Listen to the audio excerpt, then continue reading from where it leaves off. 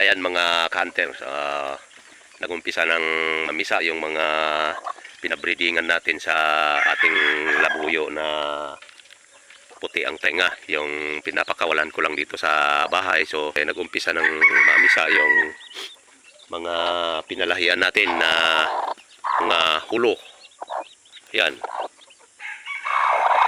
Ito at may sisiw na ilang piraso pa lang. Ayan.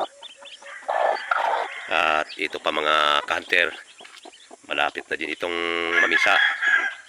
Ito pa ang mga ama ng sisiw, mga sisiw nito pagpisa ay labuyo.